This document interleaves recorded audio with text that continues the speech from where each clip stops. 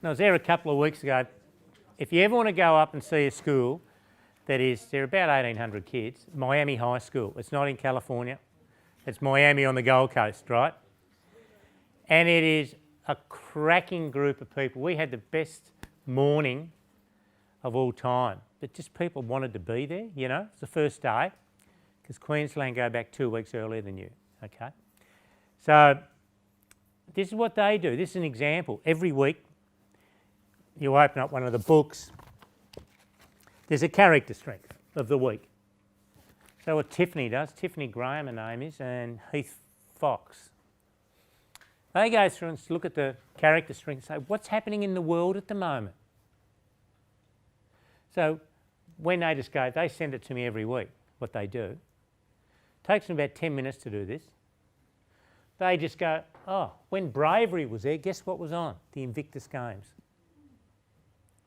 And then they just go on the ABC website and they got the YouTube videos of Harry talking. And the young generation love Prince Harry, true? So all of a sudden, you've bought the character strength and you're showing how it works in the community.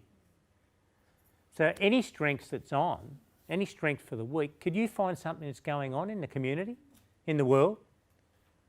And that is just fabulous. That's probably why Miami's going nuts, because they are really living strengths. Okay, so I love that. All right. Now, do you do that in school sometimes?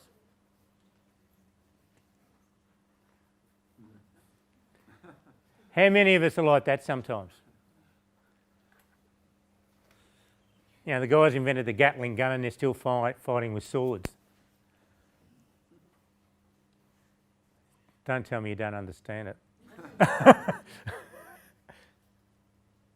Do you get it up the back, Jenny? Okay. Litmus test. Craig, get it? Good man. All right. Okay, quickly. I don't know whether to show this.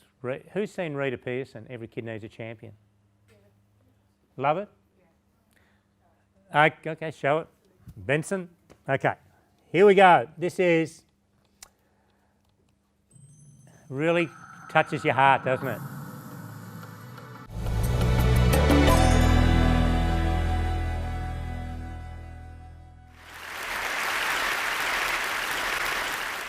I have spent my entire life either at the schoolhouse, on the way to the schoolhouse, or talking about what happens in the schoolhouse.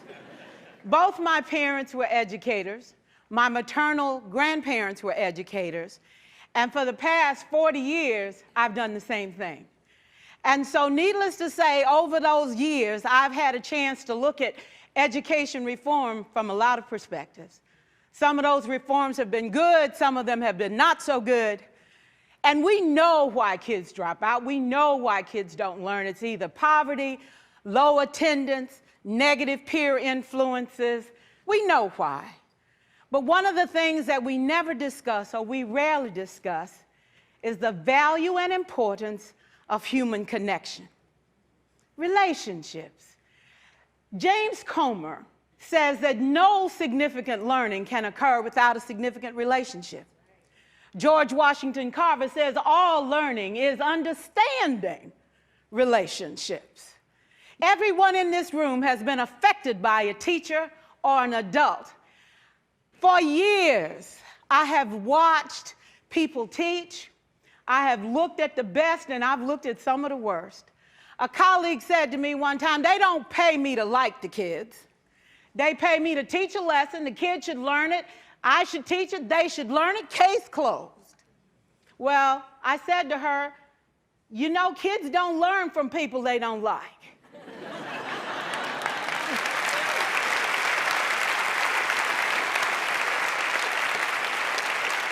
She said, that's just a bunch of hooey.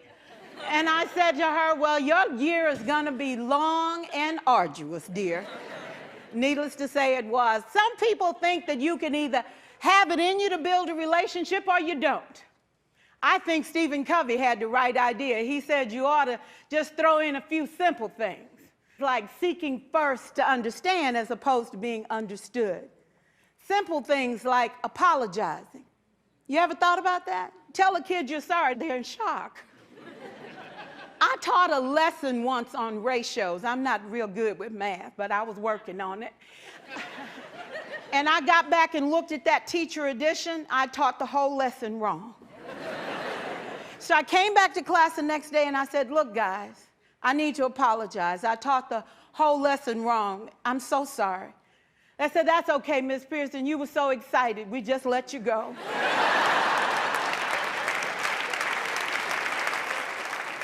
I have had classes that were so low, so academically deficient that I cried. I wondered, how am I going to take this group in 9 months from where they are to where they need to be? And it was difficult. It was awfully hard.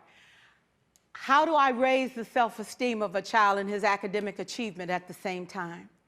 One year I came up with a bright idea. I told all my students, you were chosen to be in my class. Because I am the best teacher and you are the best students, they put us all together so we could show everybody else how to do it. One of the students said, really? I said, really? We have to show the other classes how to do it. So when we walk down the hall, people will notice us. So you can't make noise, you just have to strut. And I gave him a saying to say, I am somebody. I was somebody when I came. I'll be a better somebody when I leave. I am powerful and I am strong. I deserve the education that I get here. I have things to do, people to impress, and places to go. And they said, yeah.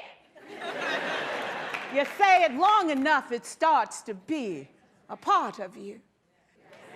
And so,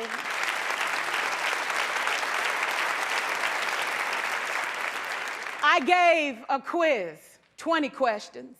Student missed 18. I put a +2 on his paper and a big smiley face. He said, Miss Pierson, is this an F? I said, yes. He said, then why'd you put a smiley face? I said, because you on the roll. You got 2 right, you didn't miss them all. I said, and when we review this, won't you do better? He said, yes, ma'am, I can do better. You see, -18 sucks all the life out of you. +2 said, I ain't all bad.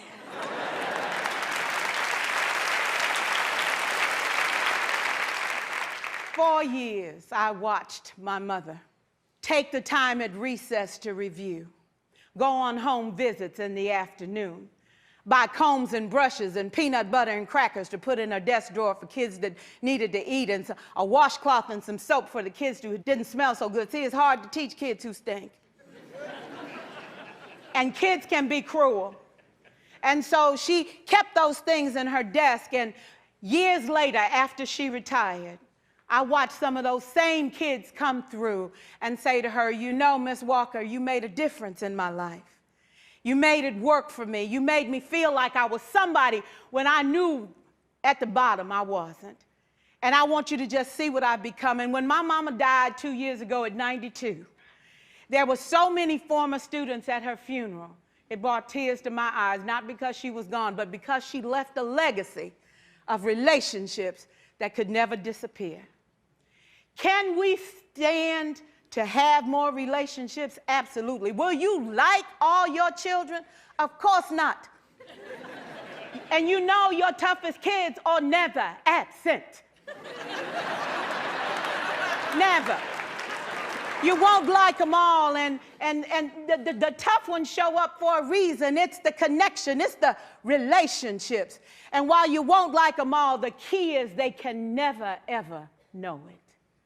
So teachers become great actors and great actresses, and we come to work when we don't feel like it, and we listen to policy that doesn't make sense, and we teach anyway.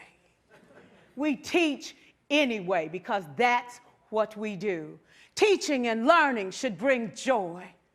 How powerful would our world be if we had kids who were not afraid to take risks, who were not afraid to think, and who had a champion? Every child deserves a champion, an adult who will never give up on them, who understands the power of connection and insists that they become the best that they can possibly be. Is this job tough? You betcha.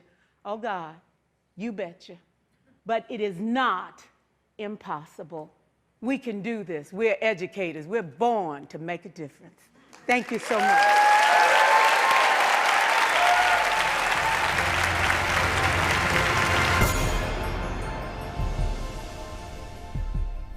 A lot of messages in that, yeah? Can you just think for a minute about a teacher you've had in your life that made a real difference to you? When you're going through school and someone said a few honest things to you or helped you? Just think of someone who made a real difference. Okay. I just had one. I don't know, how many people have had a significant person like that in their lives? How many of us? Yeah. I think I'd be in jail now if I wouldn't have had a few people that helped me. And I just tell a story. That's the family, and I've already made the joke about a few daughter-in-laws that nicked off, but there's more now. Not more daughter-in-laws, but more grandkids. And number one son, phys ed maths. I haven't told you about this genetic defect. I'm a phys ed maths teacher, right? Phys ed, Danny, number one. He's an assistant principal, phys ed maths teacher. Number two, Matt Guitar. He's a phys ed maths teacher. Number three, little bitch. That's what his brothers call him because he's so big. Josh. Oh, it's an affectionate term, right? Anyway, phys ed maths teacher. And all our boys live in a country town in Victoria, and they all went away to Ballarat University. And guess who they married? Phys ed maths teachers. So we never talk about it. The only time it's talked about is when I do talks like this. But there's a hell of a genetic defect in the Walshes, let me tell you. But that's not the reason I showed this. When Matt did year 12, anyone here grew up in a country town? Can I ask you, when you're 16, 17, what do you want to do desperately in a country town? Get out. So we had a great country town and we had a captive audience. So what we did, we managed to teach our kids answers to the external exam. So if you look at a mathematics paper on, say, probability, they've only ever asked about 10 different types of questions. So you teach the kids how to do every single question. It's the same in nearly every subject. So our kids got outstanding results. We weren't doing anything. This is the late 90s that Matt did year 12. And they went to Melbourne, they got anything they wanted. They got their apprenticeships, they got everything they wanted. And then they crashed and burned. They were brittle kids. We'd never put any time into their social emotional resilience. None, zero. Now it's just going to be purely those elements. And there was nothing round when I started writing this stuff. I just wrote it being a footy coach and how to bring out the best in people. And then the science came along in about 2004, and that's what you're doing today, yeah? Seeing the science behind it. So for you guys, the best way that you can really help your kids is to help yourself. So I just want to go back up here.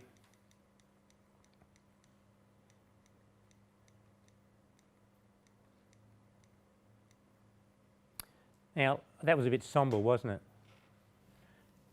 Positive primer, everyone. What are you doing this weekend? I'm putting up a retaining wall. Do it yourself? Nah, I'm going to get some broken. Oh, come on, mate, do it yourself. She's pretty big jaw. Oh, you'll be right. You reckon? We can knock it over in half a day. Yeah? Get a couple bites around. Hey, Jonesy! Huh? Give us a hammer for John Saturday. Mate, you're dreaming. Aussies,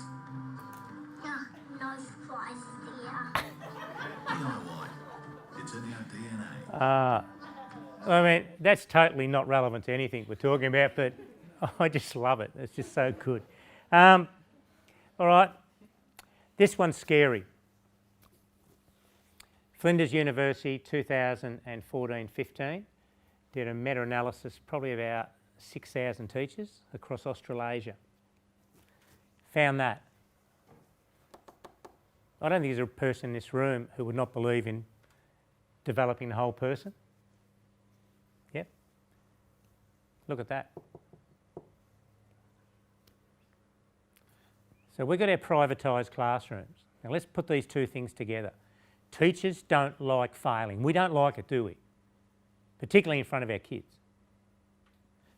And under 30% of us are confident to teach this social emotional stuff. What do? We walk in the privatised classroom, close the door and say, kids, you can have a free period today. We don't teach it.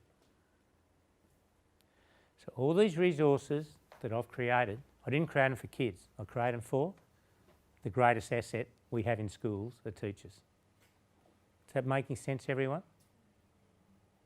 So when you go in, you can say, I've got some stuff, I'm going to have a crack at this. And it's good when you fail and you tell the kids you failed, they crack up. So just bear that in mind and let's get this 30% up to 90%, eh? Let's do it. So here we go.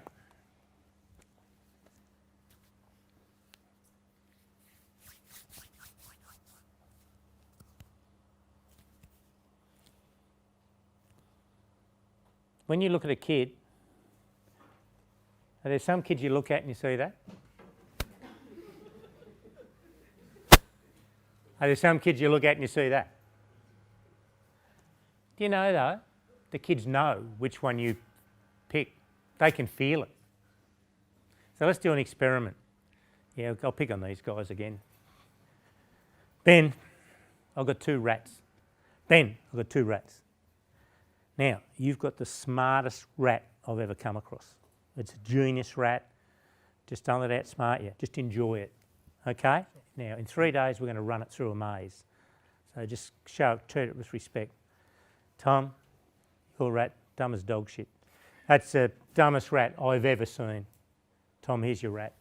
Just don't bother with it. What happens in 3 days when they run it through the maze? Any ideas?